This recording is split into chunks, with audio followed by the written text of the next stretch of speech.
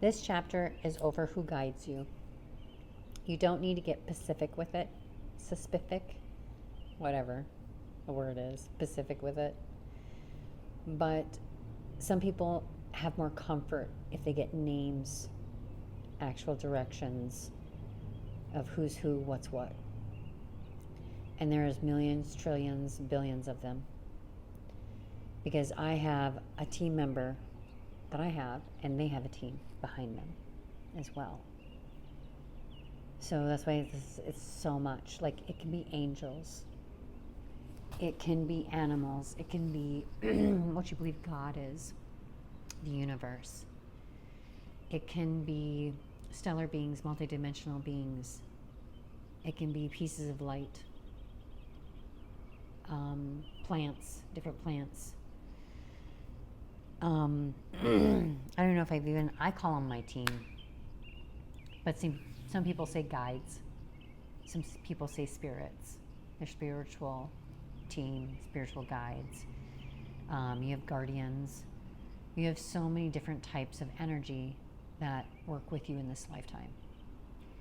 And what they are is basically, we're in this reality and we can only do so much.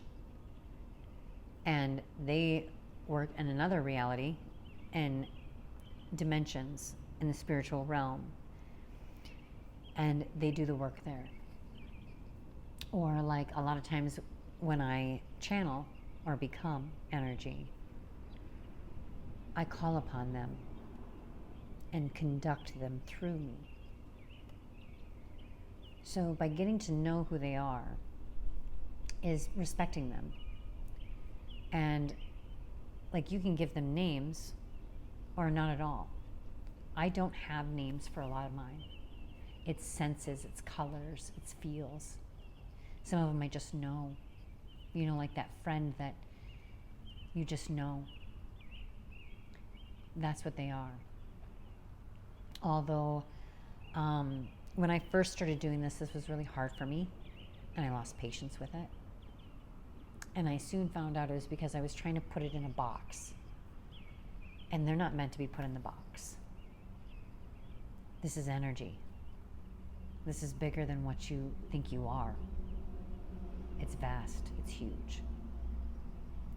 But getting to know who you work with, who works with you. Are they from your different lifetimes? Are they different relatives that you've had in this world? Start asking different questions. But one thing that I say is that clarify it. Clarify your intentions when you sit down to do this. That you're trying to connect, understand. Like, you have certain, I call them light, certain pieces of light that protect me, that are my guardians. And sometimes I see it in my mind's eye, I just know it. Or they have names. The first time that I had an energy that I work with that had a name, it was an angel. And I had to Google it, because I never thought I'd ever work with angels. And I do. And the angels came to me very big and bold with names. And I had no idea. I didn't know. I was raised religious, but not really. So I was unfamiliar with different angels. But specify what it is. You know, it's for your highest good. That ask for protection while you're figuring out who works with you. And like when I work with people, some people need names to feel comfortable.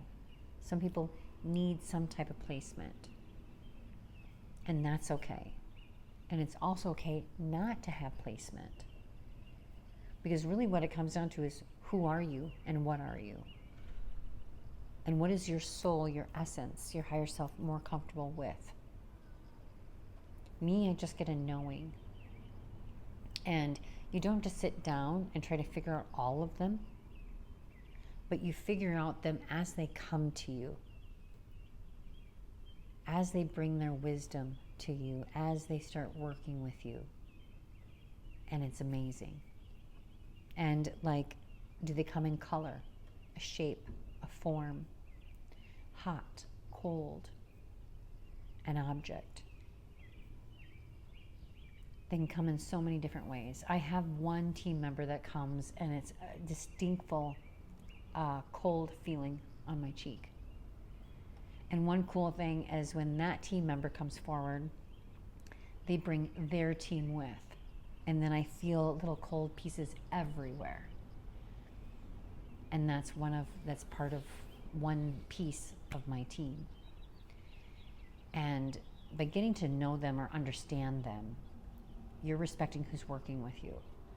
Because once again, we're in this reality and they're working in the spiritual realms and these different dimensions where they can work from and we can't, because we're here in this reality.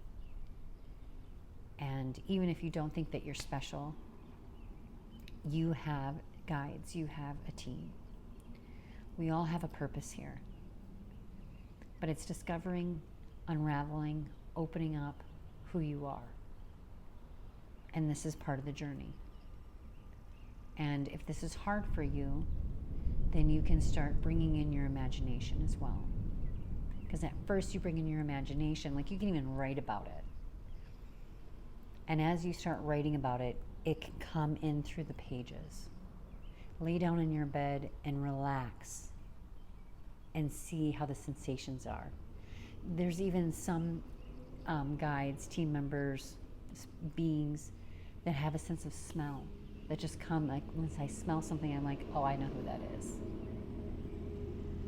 So start respecting your team, your guides, who works with you, and specify what that is. And it's always your intentions. Place your intentions. We have our free will. And specify that. And even if you don't know what to specifically ask for that. But we always want safety. We always want protection. But we want growth and understanding. And, which reminds me, thank you. I had one come up and show me himself. I had a team member that looked a little scary to me at first. And what I realized is as he was coming energetically into this reality, into this place that I see, it took a while for him to form. And at first I got scared of it. But once I relaxed and just trusted it, he was beautiful. But it was distorted at first. He was coming in and it was a full, like I could see everything. So go with an open mind and see what arises, see what pops up. Because your team loves you, your guides love you, and angels or stellar beings or whoever you work with. I know, I think now I have a ton of mine coming up because they're all super excited that I'm telling you guys to respect them. They're important and they are a part of you. So, and once again, you don't have to find out everybody right away, but as they come forward, as they appear, get to know them. Where are they from? How do they feel? What is it to you? Your team, your guides, your angels, spirits, everything around.